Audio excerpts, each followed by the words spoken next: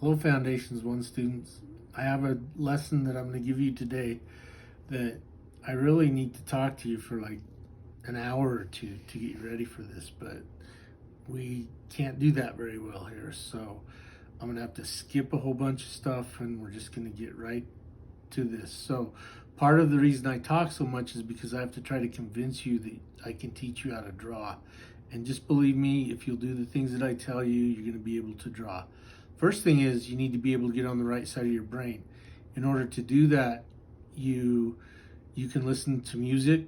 Music without words is really good, like Mozart's really good. You don't want anybody talking to you. You don't want to be talking to anybody. You want to be in kind of a quiet place, and and so that you can focus and get on that right side of your brain. And the other thing that you need to do is you need to learn the drawing process. And so we're going to talk about what the drawing process is, and I'm going to just demonstrate it quickly here for you.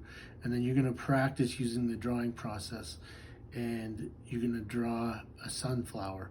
So we're getting ready to use all the elements of design and put them all together into a piece of artwork. So the first element of design we're going to be using is line. And we're going to be drawing these sunflowers with lines. And so we're going to practice using lines to draw a drawing of a sunflower that we're going to paint. And because we're going to paint that, you don't want really dark lines. You have to draw really, really light lines. But how the drawing process works is you use your short-term memory, not your long-term memory. So if I look at a flower, I have a flower in front of me here. If I look at this flower and I memorize it and I spend maybe 3 minutes memorizing it, and then I look down at my paper and I try to draw that sunflower on my paper, I'm using my long-term memory, and I'm trying to hold a whole bunch of information in my long-term memory, and it doesn't work very good. So you can't use a flower that you saw last year or last week or an hour ago. You need a picture in front of you while you're drawing to be able to draw well. It's called reference material, and between now and your senior year of high school, you're going to hear me say reference material 100,000 times, because you need something to look at to be able to do good artwork. So I have my reference material here, and I'm going to use my short-term memory, and I'm going to look at my reference material for 2 to 3 seconds, maybe even 1 second, and I'm going to memorize one little edge on my sunflower somewhere.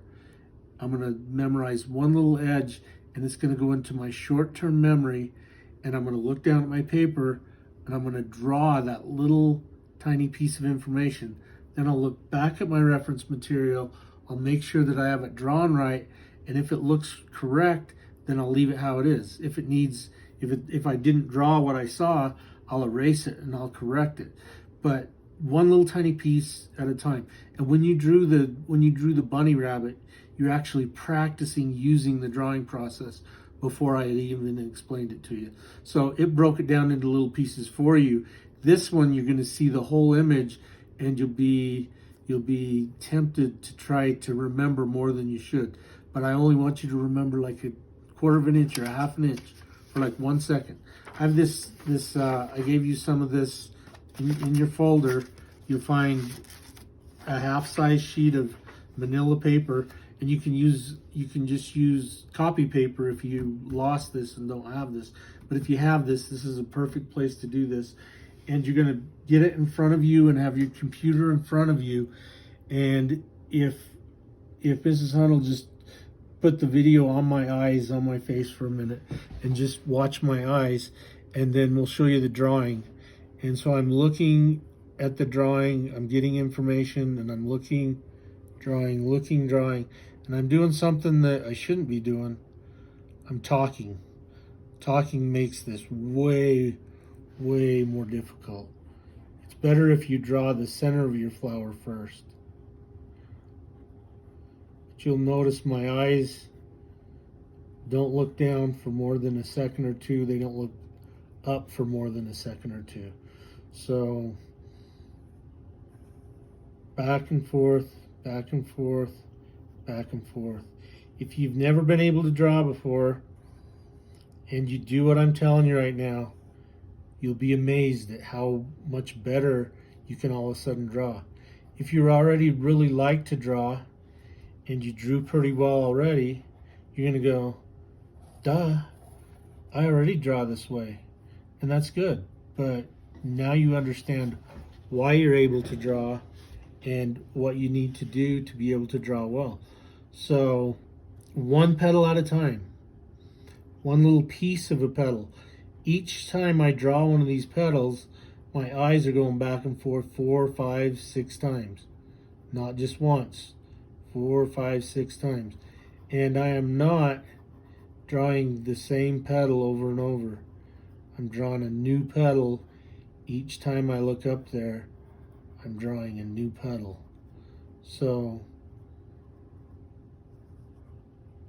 that's how the drawing process works. And your assignment for today is to draw a flower very slowly using the drawing process on this paper right here. And next time you'll actually have 2 class periods to do this, and you can use multiple papers. You can do more than one flowers. You can try some stems. You can try some leaves. But I want you practicing using the drawing process, and I'll have you show me these drawings. And these are not the actual drawings that we're going to paint. You're going to draw 3 flowers on a piece of watercolor paper that's this size, and you're going to use the watercolor paper to do your painting. But this is your practice, and this is really important that you do a good job on this. So draw 1 flower or more using the drawing process.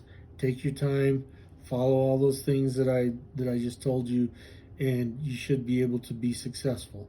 So if you're having a hard time with this, make sure you check in at one of our meets, and to get on Google Meet, we meet at 9 o'clock in the morning, and I'm on there for 10 minutes. If nobody's on after 10 minutes, I close the meeting, but you'll have 10 minutes to get on, and I'll talk to you, and we'll discuss this and work with this as much as we need to during that Google Meet time. So that's it for today. Thanks.